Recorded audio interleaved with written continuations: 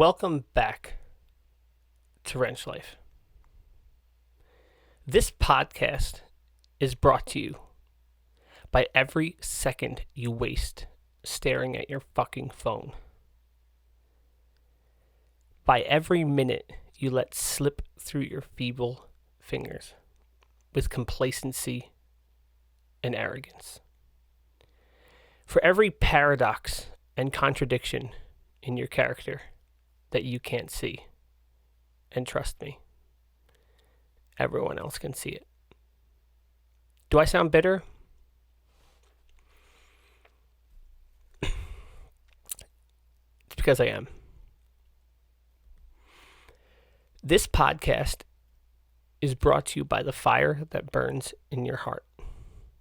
The fire you seldom feel anymore, and the fire you wish you still had. The fire that fueled the teenage angst that made your first loves just as sweet as the heartache and bitterness they eventually manifested into. The fire that inspired transcriptions of words that can bring tears to your eyes.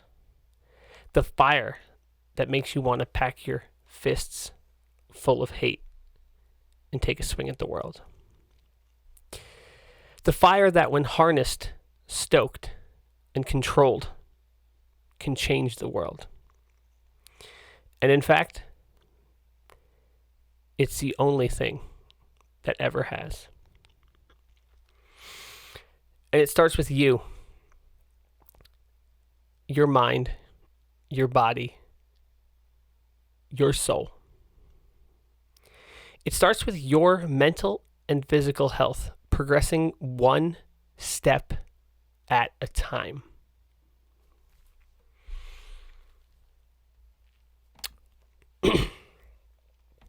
We live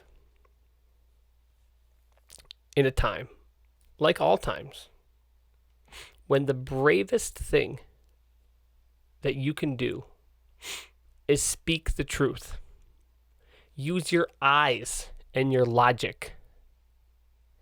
And I pray you don't fall victim to groupthink, mob mentality, or toxic ideologies. Welcome back, my friends. I hope you're doing well. I recorded the following podcast at Williamton Notch in the Adirondack Mountains in eastern New York, northeastern New York. I had been contemplating and festering about what to do with the podcast. I've been for literally a year. I haven't uploaded since October 31st, 2019. And I just had to do it. Finally, the moment came. I pulled over. I lugged my gear into the woods, and I finally got this shit off my chest. Now you might ask, you had the gear with you? I did. Nearly every time I've gone on vacation, leave the state, go anywhere cool, I bring the whole podcast kit because I always leave with the intention of doing it. And I always get so sucked in to enjoying what I do. And I don't do this because this isn't easy. It is therapeutic. Wrench Life is very therapeutic for me. But sometimes living in the moment and trying to do what's best for me means I don't necessarily always do what's best for you and the other 3 people that might listen to this. So anyway,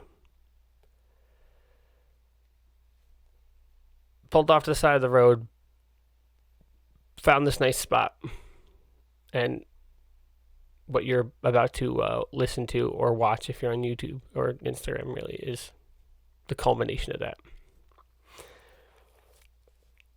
There are some things I want to say about it before we get to it. This is certainly not me at my best.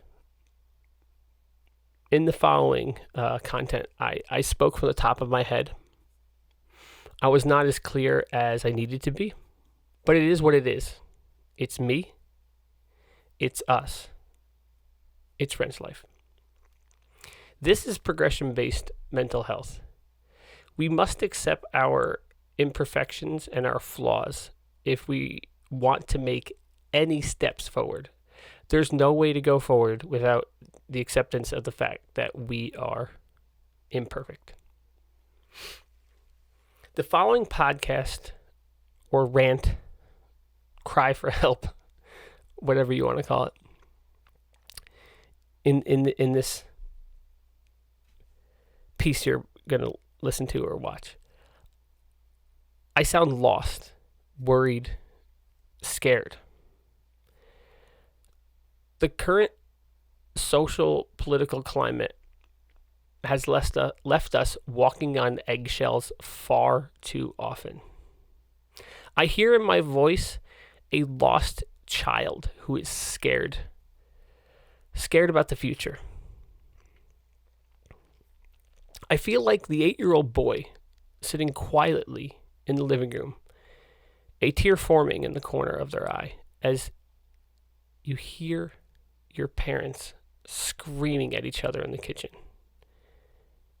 The storm is coming in. But in this situation, the kitchen is American politics. The living room is where I'm trying to live my best life and be the best I can be. And we are both that lost boy and the screaming parents. I'm fearful of the collateral damage. I would say enjoy, but what I really want is for you to think.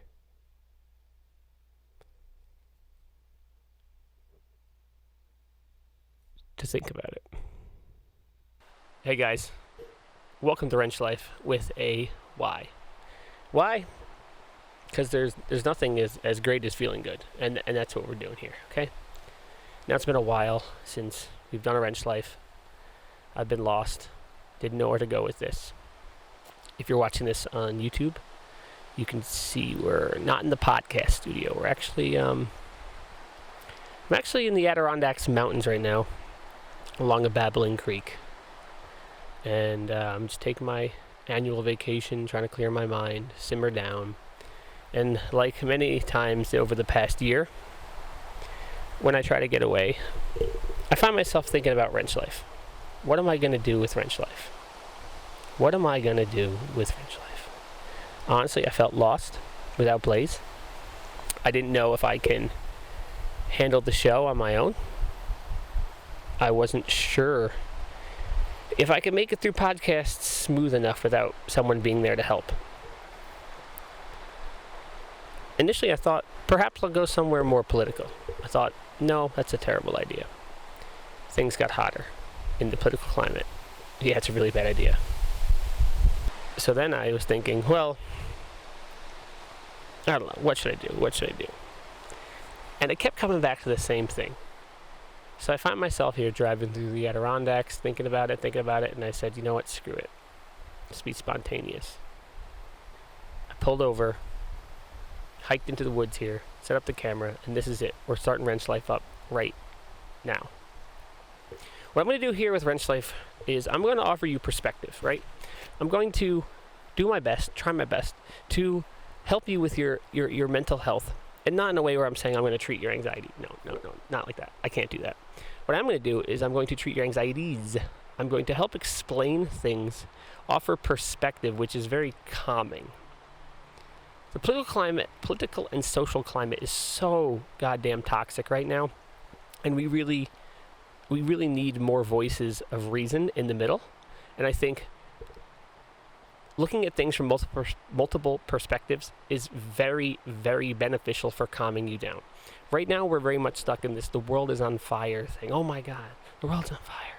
You know, cops are shooting down people in the street.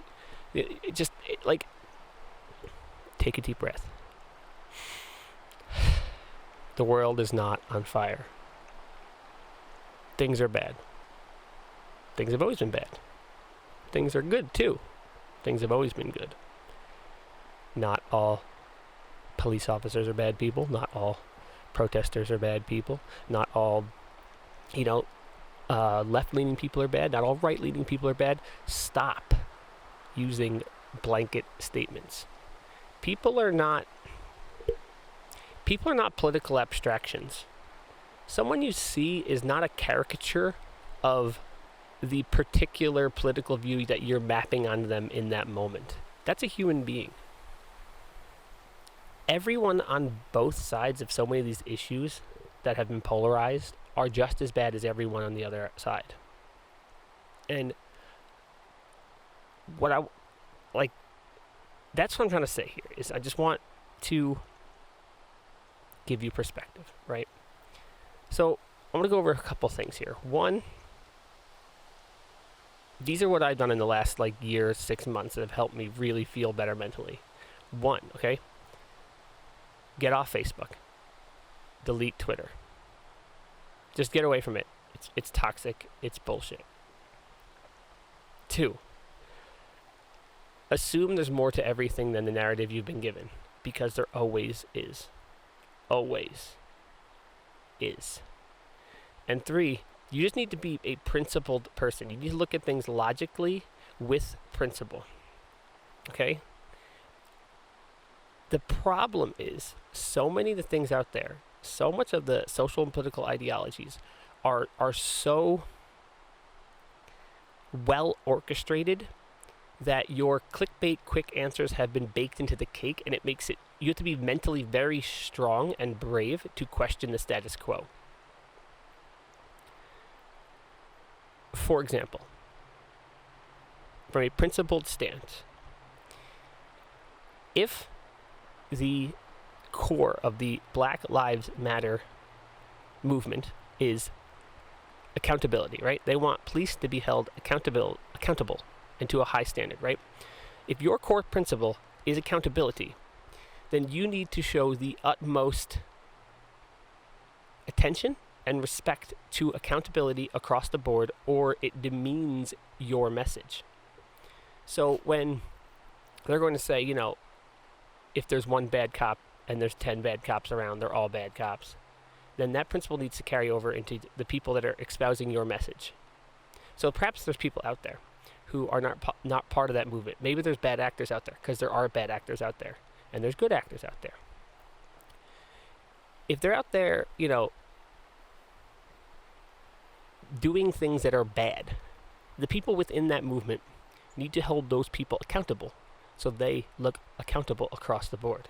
Because otherwise, you just weaponize the people on the counter narrative, the people that you would say maybe the people on the Blue Lives Matter side, perhaps you say those people would say, well, look at what they're doing. And I'm not, like I said, I'm not taking a side here. I'm just saying, if the message is accountability, you need to be extremely accountable. If your message is Blue Lives Matter, police are important, they're here to protect and serve, well, you need to stand the hell up for protecting and serving. Right? Jesus. I think you can really find the ability to take yourself one notch down, mentally, by going, hold on. Okay. Well, we're against police brutality. Everyone is. You've been sold a narrative that says, there's these people somewhere that are okay with this, that are for this. I don't think that's true. And if you stop for a second, logically, and say, is there anyone out here for police brutality? There isn't. There might be 2 crazy people somewhere, but generally, you're not going to be able to find someone who's for police brutality. You're not going to find someone who is not for police accountability. You're not going to find someone that doesn't think that Black Lives Matter. Maybe there's a 0.00001% of people out there that are truly bad, racist, stupid people that might think that. But the idea that there are vast swaths of people on this bad side of these issues is it's just not right. And as bad as it is, you need to not fall into that way of thinking. Otherwise, you're stuck in that world is on fire mentality. And it's not. Go outside. Get some fresh air. Get off your phone. It's going to be okay. Look at this place. You really should be seeing this. We all need to be sympathetic. If you don't know the difference between empathy and sympathy, empathy is something you can relate to. You've been there. Like, I can empathize when a fellow business owner is stressed out. If you don't own a business, you can't empathize that. You might be able to sympathize. And sympathize is saying, I think I can imagine that, perhaps. So, you need to be careful when you use those words.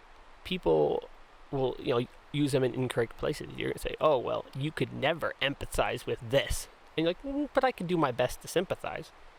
You'll never know what it's like to be like blank in blank. Yeah, but I could try my best. We need to be realistic but optimistic. Stop thinking we are the most divided we've ever been. That's not true. We are the most connected we've ever been. We are not the most divided. At one point, this country split in half and fought a civil war.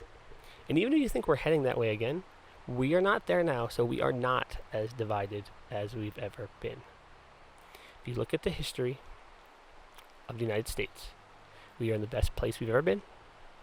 And we might be at a little hiccup here, a little bump in the road, but we are certainly on a good trajectory. If you're a book reader, you should read Steven Pinker's book, Enlightenment Now. It's a long book, and it goes over how we've made so much progress in so many fields and realms, and it's a book to really take you down 2 more notches, and you'd be like, wow, we're doing a good job.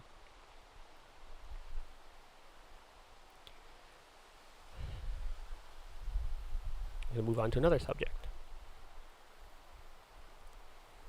When we get into this COVID discussion, right, it's really troubling to me that somehow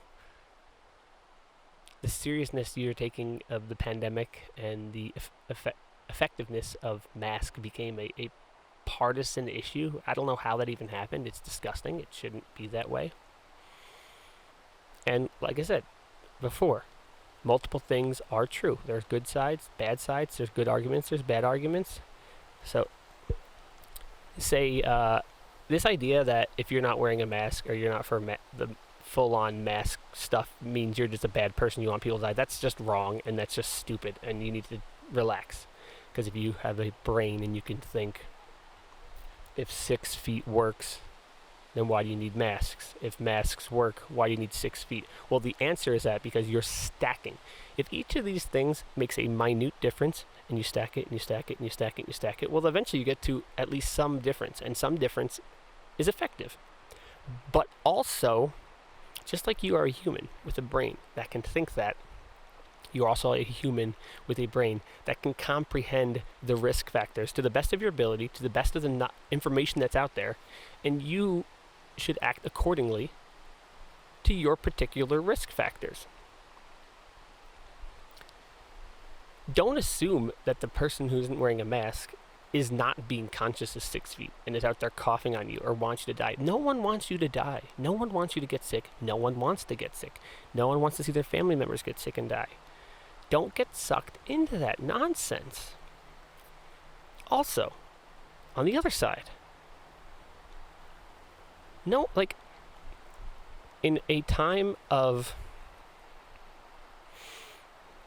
elevated risk, and it is a national risk, the federal government does have the authority to try to quell certain behaviors that perhaps would make this worse for the long-term goals of the United States of America, right? Or the state which you particularly reside in, right? Here's an example of why it's troubling. How can you say you'll say, oh, well, it's Trump's fault. It's really, really difficult to come down and look at a particular policy or inaction that turned over into deaths. And you could say, oh, well, he didn't come out soon enough to say masks. But you look at this across the spectrum, different politicians all over the country, all were saying different things at different times. It's really, really hard to just go, there it is. While simultaneously, you'll talk about here, and I'm in New York State, how Cuomo did such a great job. And to me, that's just, like, the logic part of my brain's like, well, if we had the most deaths overall and the most deaths per million, it's kind of perplexing why this guy would be touted out as the guy who handled it the best. Furthermore, particularly in this state, the policy of sending senior citizens back to senior citizen homes is a direct policy that can turn over and be like, those deaths came from that policy. And a huge percentage of the deaths in this state came from that policy. So I'm not saying I like one side or the other side. I'm saying, how can you say the direct action of this guy was this, the direct action of that guy was that? It just doesn't jive quite right. If you're a sentient human being with a brain, you should be able to look at this situation and be like, these things kind of aren't adding up super well. And if you think if your guy was in office or that guy was in office, it would have been different if it was Biden, you're out of your mind. There's no way you know that. This is an unprecedented situation. It's never happened before. How you could possibly say it would have been better is insane. There's no way to know that. But if you get sucked into it and you think it, oh my God, all these people died because of X. Jesus. Relax. The world is not on fire. You're gonna be okay.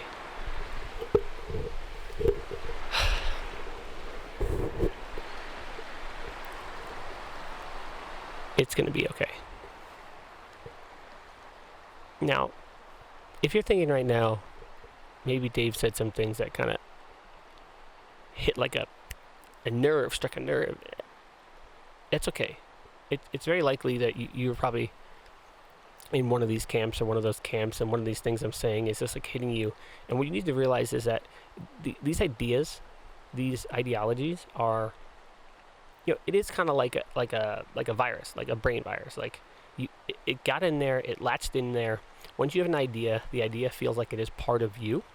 And when something stands against that, you feel like something stands against you, like you're being attacked. And I'm not attacking you. I'm just giving you food for thought. I'm giving you perspective. Take a deep breath. The world is not on fire. If more people need to just relax and say it out loud, the world is not on fire. We're going to be okay. We just need some perspective. And finally, today, I'm going to explain something that really, really bothers me about COVID world and why I think this is the case. And this is more me kind of just thinking out loud. There are far too many people who are very sanguine in giving up any of their freedom in exchange for a little bit of security in an unprecedented situation. And as time has gone on and more data has come out and we know more and more about this virus and this situation, there's a lot of people that just see they're fine just being locked up, not doing school, wearing masks forever, etc., etc., etc., etc. And man, it has rubbed me weird from the beginning, And I thought about it, and I thought about it, and I thought about it. And I kept thinking, why are people so willing to just give up their life? And and I live a very active, assertive life. Like I know what I want to do, and I go out and I do it. And then I realized so let's take a step back. Essentially, there's two ways you can live life, right? Or it's a spectrum. You can be passive or assertive in life. And most people are far too passive. Chances are you're too passive. If you live a passive life, you're like this stream right here. You're just going with the flow. You're in the path of least resistance. And evolutionary biology would say that that's effective. You go with what works, right? Well, if you just swim in the mainstream and go with what works and follow the path of least resistance, when someone says, hey, don't do this, don't do that, you're like, sure, got it. Right there, champ. And I'm saying, well, no. I'm one of those people that lives assertively. I wanted to die for years, and I found out what works for me. And I know what level I need to do to be at baseline, and I need to go outside, and I need to get fresh air, and I need to activate my body. And I adjusted those things given the pandemic. But I found something that worked. And here I am, in the Adirondacks, on vacation. It's lovely. You need to be smart about what you do. Don't give up the things that make you tick. Adjust them accordingly. Take yourself and everyone else into consideration.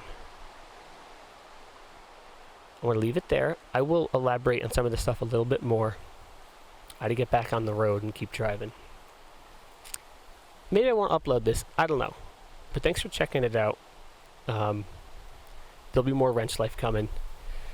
If you do listen to this, feel free to drop me a comment or a DM or a text or anything and give me some ideas of situations you might like me to elaborate on, because I'd love to help break things down and, help you get to a place where you can stop and take a deep breath and say, relax. The world is not on fire. But thanks for listening. This is Wrench Life. I'm going to have a little bit of coffee right here on this creek, this stream here in the Adirondacks, and be good out there. Be safe. Be smart. I'm counting on you. We're all in this together. Bye.